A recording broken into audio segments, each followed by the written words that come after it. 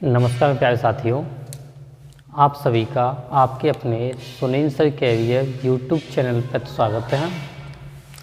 आज आपके लिए मैं परसेंट का नेक्स्ट पार्ट लेके आया हूँ। नेक्स्ट पार्ट आपका बहुत ज़बरदस्त होने वाला है, बहुत बिंदास होने वाला है। आपसे अति रिक्वेस्ट है मेरी कि आप वीडियो को पूरा वॉच करें, शुरू से लेकर एंड तक वीडियो देखें, ये मोस्ट इम्पोर्टेंट है। और शेयर करते जाएं वीडियो को, अपने फ्रेंड सर्कल में शेयर करें, चैनल को सब्सक्राइब अवश्य करें। नोटिफिकेशन मोस्ट इम्पोर्टेंट है, क्योंकि अगर आप नोटिफिकेशन नहीं ऑन करेंगे तो क्या है कि मैं जब नई वीडियो अपलोड करूँगा तो आपके पास तक नहीं पहुँच पाएगी। ये सबसे मोस्ट इम्पोर्टेंट चीज़ है। तो आपके लिए मैं नेक्स्ट क्वेश्चन से स्टार्ट करता हूँ आज। जैसे मैं क्वेश्चन करवाता हूँ, ईजी चीज़ है। सबसे पहला मैं स्टार्ट करता हूँ, प्रतिशत कमी पे आधारित प्रश्न। टाइप वाइज पढ़ते जाएंगे, कोई नहीं, मगर वैसे लेवल से और टाइप वाइज समझते रहेंगे के हिसाब से, और टाइप बाजी भी आता है, थोड़ा टाइम लग जाता है, ठीक है ना। मैं थोड़ा लेवल से करा रहा हूँ। अगर प्रतिशत पे कमी पे आधारित क्वेश्चन देखेंगे हम, प्रतिशत कमी पे आधारित प्रश्न, जैसे मैं क्वेश्चन बनाता हूँ, लिखें तो लिख लें। चलो आप भी बोलोगे कि सर ने बताया नहीं। प्रतिशत कमी पर आधारित प्रश्न, कमी पर आधारित प्रश्न।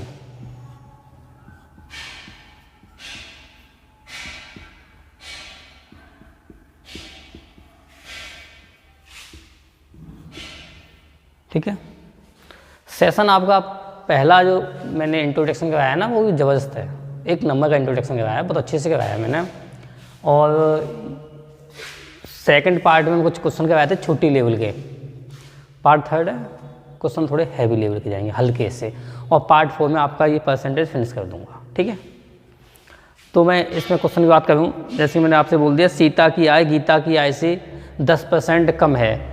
सीता की आय है ना, सीता की आमदनी है, सीता की इनकम है, वो गीता की इनकम से 10% कम है।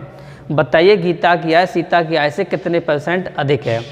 जैसे बोला है वैसे करते चले जाओ। जैसे सीता की आय गीता की आय से 10% कम है, तो गीता लिख दिया मैंने और यहाँ पे सीता लिख दिया, ठीक है। और इसने मुझसे बोल दिया था सीता की आय गीता की आय से 10% कम है। 10% कम है तो अपने आप में 100 मान लेते। मान ले कि गीता के पास 100 रुपये थे, 100 आमदनी है, तो इसकी 90 आमदनी है, इतना है, ठीक है।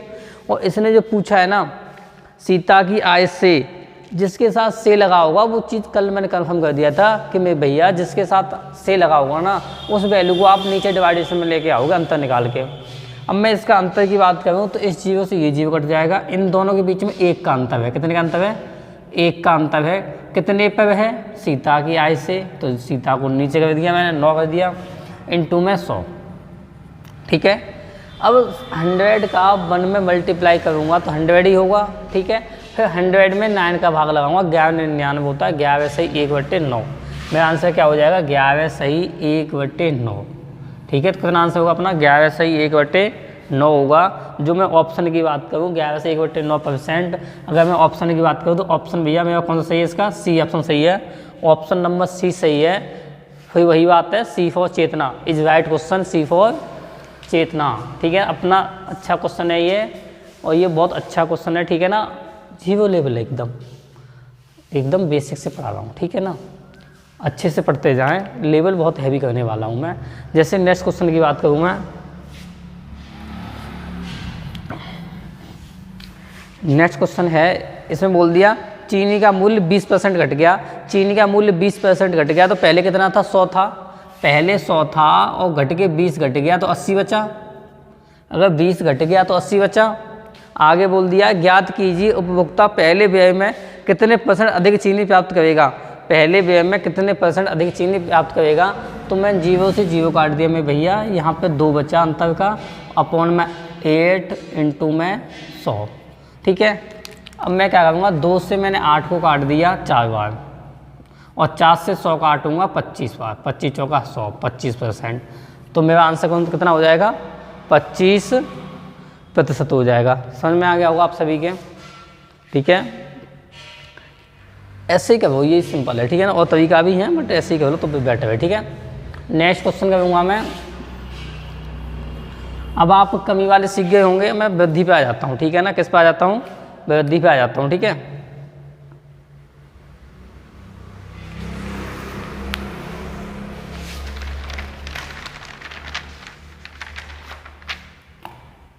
नेक्स्ट टाइप है आपका वृद्धि पर आधारित प्रश्न। कमी को हटा देता हूँ, यहाँ से वृद्धि लिख देता हूँ।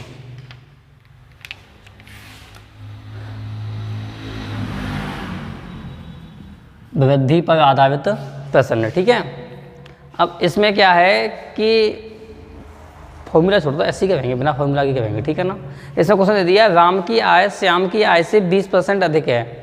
राम की आय है ना, वो श्याम की आय से 20% अधिक है। ये भैया मेरा श्याम है, ठीक है, और यहाँ पे ये राम है। राम की आय श्याम की आय से 20% अधिक है, तो राम की 100 है, तो श्याम की 120 है। ई जीरो से ई जीरो कट गया, दोनों का अंतर 2 है। आगे इसने क्या बोल दिया मुझसे,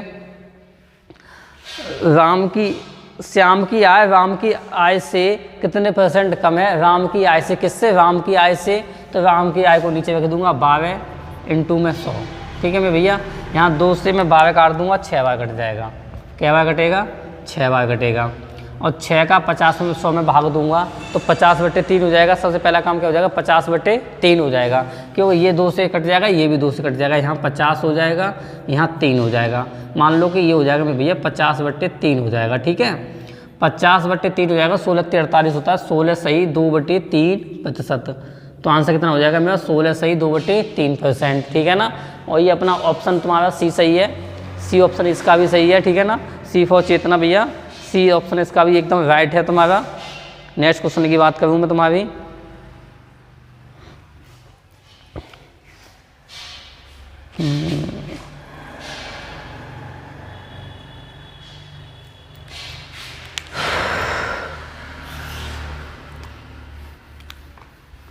एक थोड़ा सा मुझे एक बात याद आ रही है, थोड़ा कैलकुलेशन की बात है, परसेंट पढ़ाऊँ तो याद तो आ ही जाता है ना।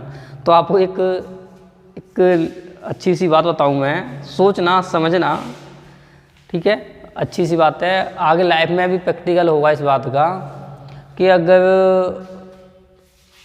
मान लो कि आप एक फीमेल हो या मेल हो, ठीक है।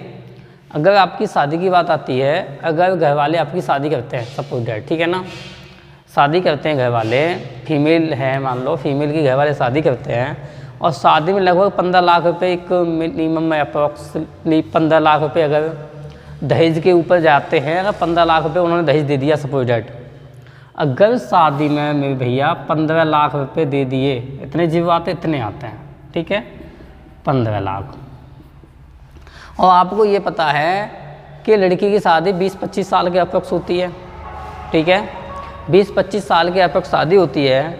अगर हमारी किसी बहन की शादी, अगर हमारी बहन अपने ससुराल में 40 साल रहती है, ठीक है ना, 40 साल रहती है हमारी बहन का ससुराल में, शादी होने के बाद में लगभग बता रहा हूँ, ठीक है ना, तो 1 साल का अगर मैं भैया 15 लाख में आप 40 का भाग लगा देंगे हम, तो 1 साल का निकल के आ जाएगा, ठीक है। अगर 15 लाख में 40 का भाग लगा दोगे तो 1 साल का निकल के आ जाएगा मेरा, मैंने अनुमान लगाया है, अनुमान कैलकुलेट किया है, 37,500 रुपये।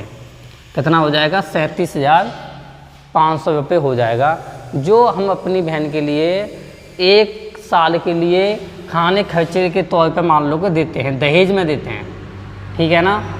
1 साल में 37,500 1 साल के लिए, और पूरे जीवन का एक साथ ही दे देते हैं। इतना तो कोई बीमा कंपनी भी नहीं देती है। बीमा कंपनी में भी हम क्या करते हैं, धीरे धीरे इन्वेस्टमेंट करते हैं, धीरे धीरे पॉलिसी लगाते हैं, धीरे धीरे लगाने के बाद में जब 10-20 साल के बाद इकट्ठा पैसा मिलता है, ये राइट बात है ना। और यहाँ ये क्या पॉलिसी है, ये ऐसी पॉलिसी है कि यहाँ पे एक साथ दिया जाता है। यहाँ पे क्या किया जाता है, एक साथ दिया जाता है, वो भी जीवन भर के लिए दिया जाता है। अब मैं भैया इतना शब्द लोग जानते हैं कि 1 साल का 37,500 हो गया, और आपको ये पता है कि 1 साल में 365 दिन होते हैं, 365 दिन होते हैं। अगर मैं भैया 1 दिन का निकालोगे, आप 1 दिन का निकालोगे तो 37,500 में 365 का भाग लगाएंगे हम। 37,500 में अगर आप 365 का भाग लगाओगे तो यहाँ पे 102 रुपये 7 पैसे लगभग, ठीक है, 102 रुपये लगभग बैठेंगे, जो 1 दिन का खर्चा है। अब आप एक चीज़ बताओ, इतना दहेज न दे के लड़की को एक ऐसा टारगेट बना दो, एक ऐसा कर दो उसके लिए कि इतना पढ़ा लिखा दो 15 लाख नहीं, उसकी लाइफ में 3-4 लाख रुपए लगा दो। अगर तुमने 2-3 लाख रुपए भी लगा दिए ना उस लड़की के लिए, तो भैया वो एक SI, SSC CHSL, CGL, MTS से तावे लगेंगे, और नेक्स्ट थोड़ा और ऊंचा सोच लोगे तो PCS भी क्रैक हो जाएगा, UPSC का एग्जाम निकलेगा, IAS बनेगी लड़की वो। तो क्या ये बताओ, अगर इसमें से आपने 5 का भाग लगा के 3-4 लाख रुपए खर्च कर दोगे तो बेटर नहीं है। उससे एक और फ़ायदा है कि आपने 15 लाख दहेज का ना इन्वेस्ट करके अगर उसकी लाइफ में पढ़ाई के लिए आपने अगर 3 लाख रुपए या 4 लाख या 2 लाख रुपए पढ़ाई में खर्च कर दिए, तो क्या होगा, उससे एक ये फ़ायदा होगा यार, अब वो अपने पैरों पर खड़ी हो जाएगी, वो अपने पैरों पर खड़ी हो जाएगी, खुद की नौकरी होगी, खुद के अकाउंट में बैलेंस आएगा। भैया लाइफ का कोई पता नहीं पड़ता है कभी भी।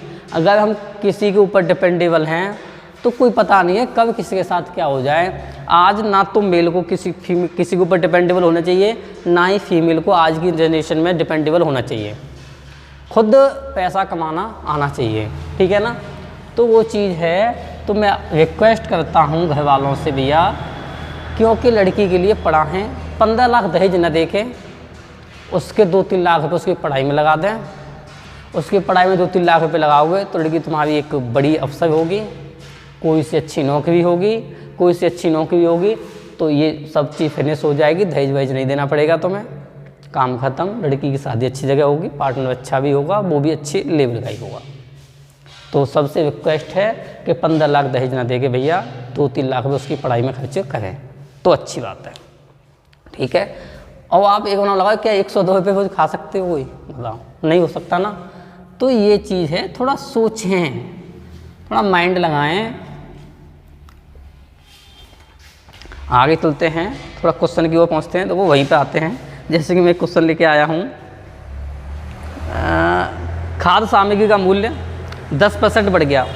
खाद्य सामग्री का मूल्य 10% बढ़ गया।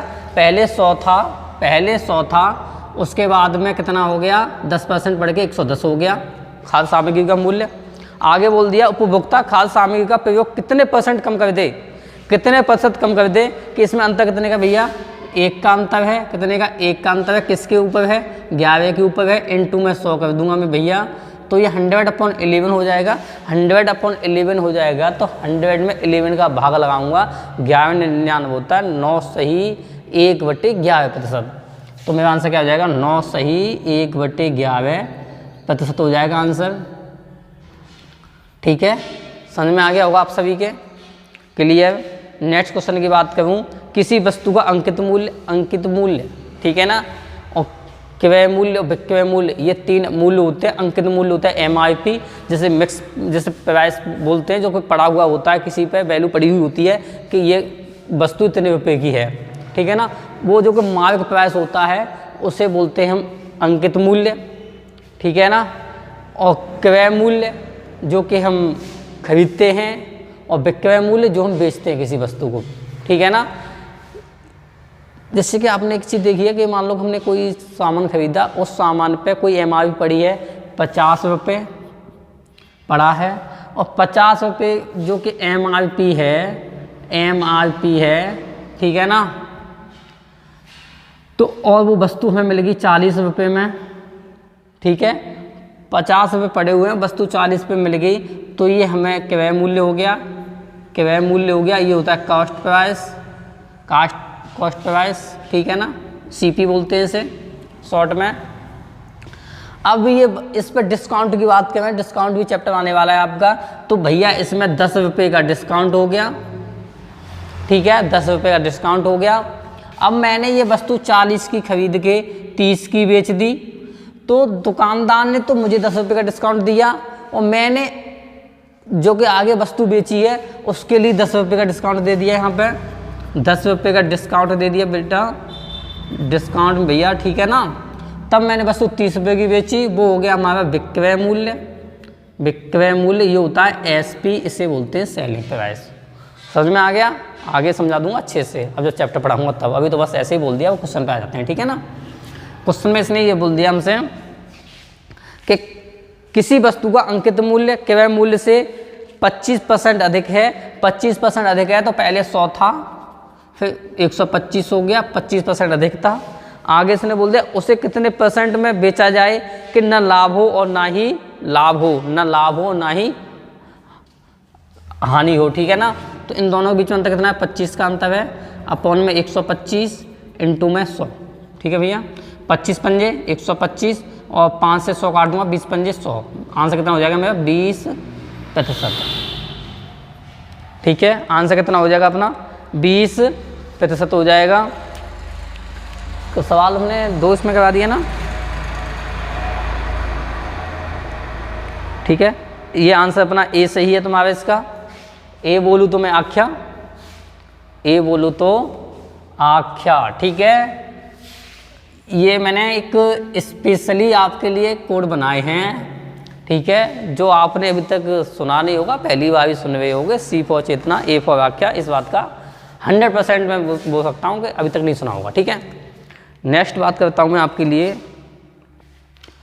ये आपके समझ में आ गया होगा। जय श्री कृष्णा।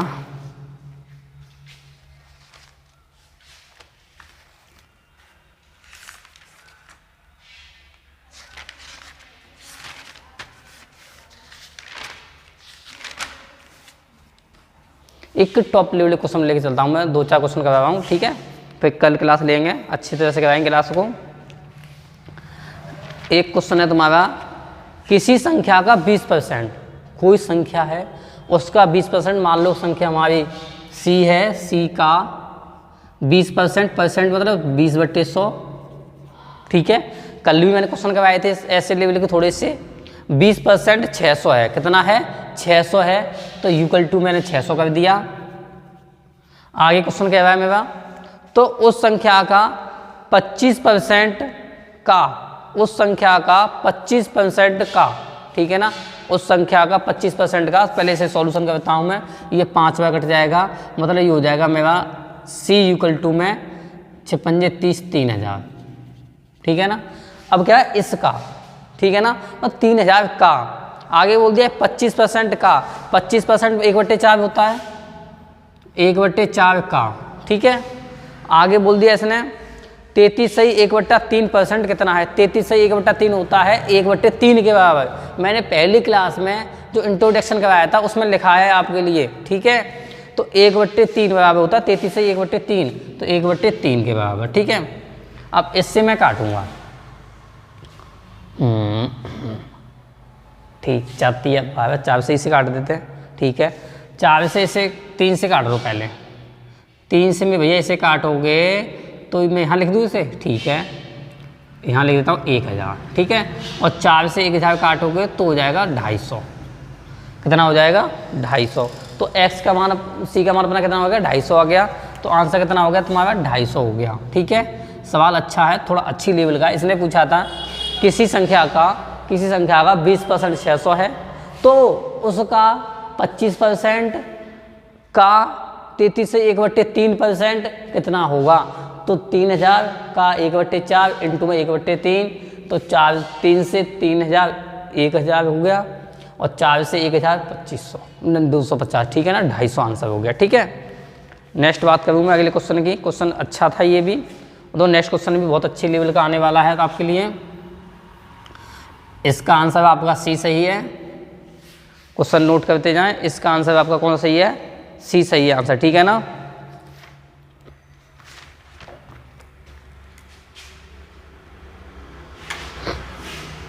नेक्स्ट क्वेश्चन है, एक छात्र ने एक संख्या को, कोई स्टूडेंट है, एक छात्र ने एक संख्या को 9/2 की बजाय 9/2 की बजाय, ठीक है, इसके अतिरिक्त इसकी बजाय उसने 2/9 से गुणा कर दिया। किससे कर दिया, 2/9 से गुणा कर दिया। कोई संख्या है, ठीक है ना। अब वो संख्या नहीं बता, अब वो संख्या मैं तो बताऊंगा। 9 और 2 को एलसीएम ले लेंगे तो कितना हो जाएगा 18। अब वो संख्या मेरे पास 18 निकल के आ जाएगी, ऐसे करके 18 से गुणा कर दिया उसने, ठीक है ना। अब आगे चलते हैं। आगे उसने बोल दिया है गुणा कर दिया, उसी गणना में लगभग कितने % की त्रुटि हुई, उसकी गणना में लगभग कितने % त्रुटि हुई। ये जो मैंने 18 लिखा है, 9 और 2 का एलसीएम लिखा है 18 में भैया, तो इससे मैं 98 काट दूंगा तो 9 दूनी 98, 9 में 81 हो जाएगा। ठीक है, 9 दूनी 98 और 2 दूनी 4 हो जाएगा। ठीक है ना, 9 दूनी 98 और 2 दूनी कितना हो गया, 4 हो गया। अब मैं भैया बताओ 81 और 4 में कितने का अंतर है?